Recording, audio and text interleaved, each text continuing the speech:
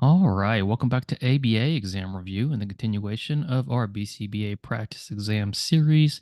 This is the seventh exam in our fifth edition series. As always, if you're new to the channel, welcome. If you're returning, welcome back. Please like and subscribe for all of our updates. Check out behavioranalyststudy.com for all of our study materials, including our combo pack. When you pass your exam, let us know so we can include you in the Sunday shout out. Work hard, study hard. Let's keep going. Andrew is watching the Elite Eight basketball game when a commercial for Outback Steakhouse comes on the television. Andrew starts to think about what he might want for dinner. From a radical behaviorism standpoint, Andrew's behavior is not blank. So, first things first, we have a not question, meaning three of these are likely true.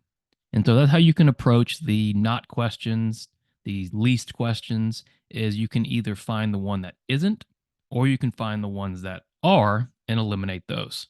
So what do we know so far? Because we need to identify what this behavior is from a radical behaviorism standpoint.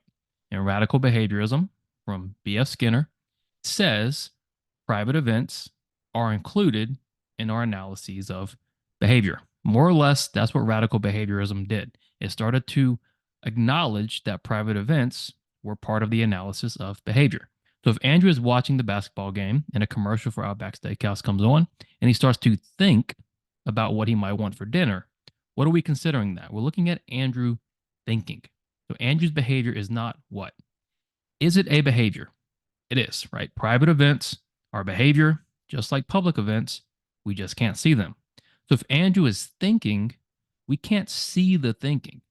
So Andrew's behavior is not a public event. Andrew's thinking is not observable by other people. Is Andrew's behavior a private event? It is. From a radical behaviorism standpoint, it is a private event, and it is part of our analyses of behavior based on radical behaviorism. What Andrew's behavior is not is going to be a public event. So remember, with radical behaviorism, public events and private events are both behaviors. They're both part of our analyses. The only difference is the observability. Whenever Chuck goes out to the bar with his friends, he likes to order draft beer. If he sees draft Guinness is available, then he will order that. If draft is not available, but he sees bottled Guinness, he will order that. He knows which is available when he sees the Guinness logo. How might you describe the stimulus class of Guinness? So we're looking at Guinness as a stimulus class. Stimulus class or stimuli and a stimulus class tend to have the same effect on the environment. So if we're thinking about the stimulus class of Guinness, we know Chuck goes to the bar, likes to order draft beer. So if he sees draft Guinness is available, he orders that. If draft isn't available and he sees bottled Guinness, he orders that. He knows what's available when he sees the Guinness logo. So this Guinness logo is doing what? Well, it's evoking the same type of behaviors. It's evoking the ordering behavior from Chuck. So would you say the Guinness logo is arbitrary? Well, no, because arbitrary says that the stimuli in the class don't share form, right? They don't share formal features or topographical features, but they still evoke the same behavior. All these Guinness items share very common features, including the logo, which is going to be the same. The logo is not arbitrary in the stimulus class or the stimuli class of Guinness. So I would not, or we should not describe the stimulus class as arbitrary. What about formal? Yes, formal is more or less the opposite of arbitrary. Because when we talk about a formal stimulus class, we're talking about stimuli that have characteristics in common. Clearly, Guinness in draft form and bottled form, and the logo especially, all have these formal features that are similar. So B looks pretty good. What about C? Functional. Is the stimulus class of Guinness functional? It is. It's evoking the same behavior. It's evoking the ordering behavior. Chuck might be ordering different types of Guinness in different forms, but it's still evoking the same type of behavior, which is ordering the Guinness. So we would describe the stimulus class of Guinness as formal because they have similar characteristics, and functional because it's having the same effect on the behavior. So our answer here would be both B and C. While at parent training session, a parent asks their behavior analyst how important it is that their child knows what the reinforcer is and when reinforcement is being delivered. The behavior analyst says that consequences are truly only effective if the person knows that the consequence is occurring. What does the behavior analyst statement contradict? So we're analyzing what the behavior analyst said, and the behavior analyst may have contradicted an idea. So, what did the behavior analyst say? Well, in response to the parent saying or asking about the importance of the child knowing the reinforcer and when reinforcement is being delivered, the behavior analyst said, well, consequences are only effective if the person knows the consequences occurring. Now, think about that statement for a second. Do you believe that is true? Well, if we've been working on our fluency, we shouldn't, right? Because what is the idea behind consequences and the learner knowing or not knowing if they exist? Well, the idea is it doesn't matter. It doesn't matter if you know you're being reinforced.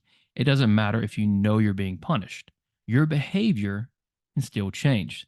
So, the idea that the behavior analyst shares that consequences are only effective if the person knows that the consequence occurring is incorrect. And so, what idea says that the learner or the person doesn't have to be aware of the consequence for it to be effective? A, contingencies. Contingencies are our if then statements. If you do this, then you do this. The behavior analyst is not contradicting the contingency. What about positive reinforcement?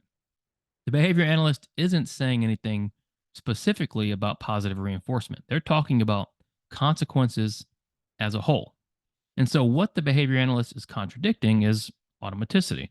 Automaticity says you don't need to be aware of the reinforcer, right? You don't need to be aware that reinforcement is occurring. It's going to change your behavior even if you don't know it's happening. So, the behavior analyst, through their statement, has contradicted the idea of automaticity. And then D, there's nothing wrong with their statement. It is. It's just an incorrect statement, right? It doesn't matter if the kid knows they're being reinforced. Does it help? Well, some research says it would help to tell them this is your reinforcement, this is how you earn it. But if you don't, it can still change the behavior, regardless of if the learner knows reinforcement or consequence is occurring. So the behavior analyst has contradicted automaticity. Morgan really wants a brand new car. He loves how Alexis drives, but thinks a Camry might be more practical. After evaluating his budget, the Camry is by far the better financial option, so Morgan ends up purchasing a Camry instead of a Lexus. What best describes Morgan's behavior? So we're looking at Morgan's behavior and what is happening with Morgan. What do we know so far? Notice how we never jump to the answer choices. We always evaluate the question first. You're going to have time. If you're fluent, which I always say is the most important piece, you're going to have enough time on the test. So don't rush. So we know Morgan wants a brand new car. He loves a Lexus, but thinks a Camry might be more practical. He looks at his budget.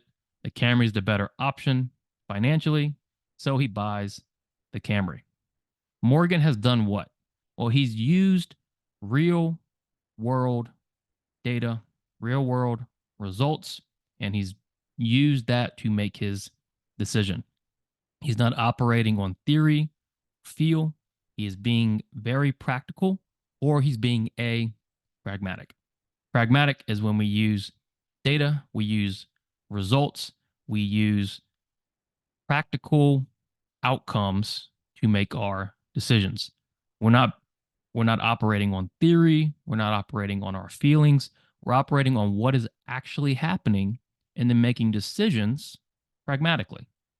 Meaning we're making objective decisions based on results and data, which Morgan has done. He looks at the finances. Camry's the better financial option. He loves the Lexus, but pragmatically, Camry's the better option. He buys the Camry. What about philosophical doubt? Well, Morgan hasn't doubted any findings or any results. He has not engaged in philosophical doubt. Determinism, we're not talking about behavior and the lawfulness of the universe and that behavior happens for a reason. And then selectionism, we're not talking about ontogeny or phylogeny. We're simply talking about Morgan making a decision based on data based on results. It's an objective, practical decision. Morgan is being very pragmatic in the sense that he buys the Camry because it's the better financial option compared to the Lexus. Which of the following answer choices would be the least related to phylogenic selection?